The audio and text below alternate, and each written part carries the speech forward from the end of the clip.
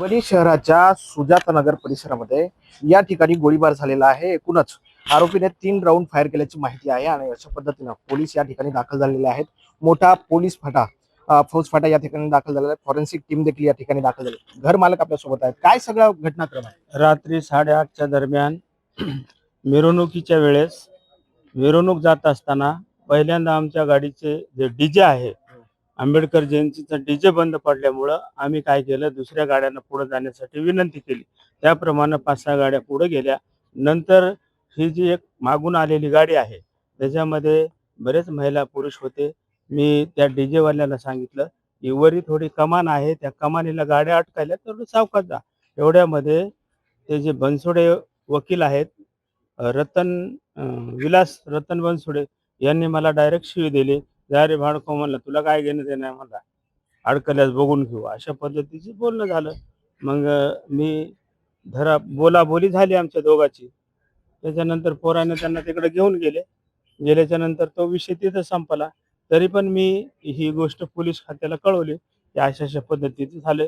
पण मी तिथे गेल्याच्या नंतर विचार केला, जयंतीमध्ये वेगळा मॅसेज जाऊ नये, चर्चा होऊ नये, गल्लीची बदनामी होऊ नये, म्हणून मी फिर्याद दिलेली वापस आलो।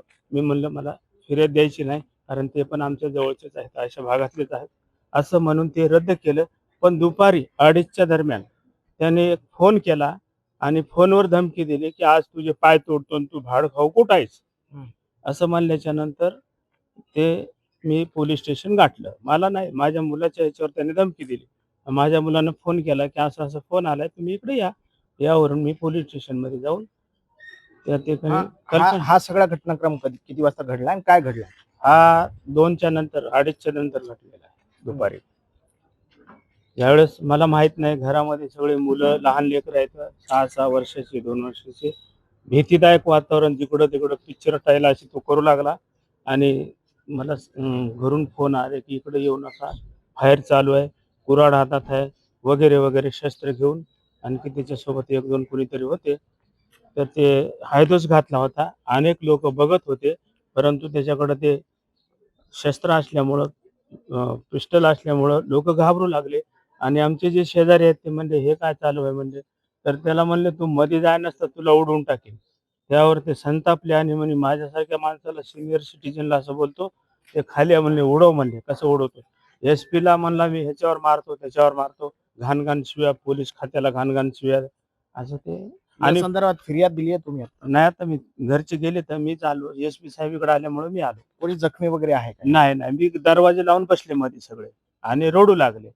तर मी त्याच्यानंतर पोलीसला पाठवलं आणि नंतर मी आलो। तुमचं नाव काय म्हणलं? मी गौतम गंगाधर मुंडे, RPI कवाडे गटाचा मराठवाडा अध्यक्ष आहे, कार्यकर्ता आहे आणि सेवानिवृत्त शिक्षक आहे। तर हे गौतम मुंडे आहेत, त्यांच्या घरावरती हा सगळा फायर झालेला आहे। आता ते फिर्याद देतील तेव्हा त्या संबंधित आरोपी विरोधात गुन्हा दाखवले। मात्र या ठिकाणी जे आहे ते सध्या भीतीचं वातावरण पसरलेलं आहे। एकूणच आतापर्यंत या ठिकाणी जे आहे ते पोलीस दाखल झालेले आहेत। पुढचा जो काही तपास आहे तो पोलीस करताना आपल्याला दिसत आहे। Camera person Sudarshan Patil sir, Dnyaneshwar Munda, TV9 Marathi, Parbhani.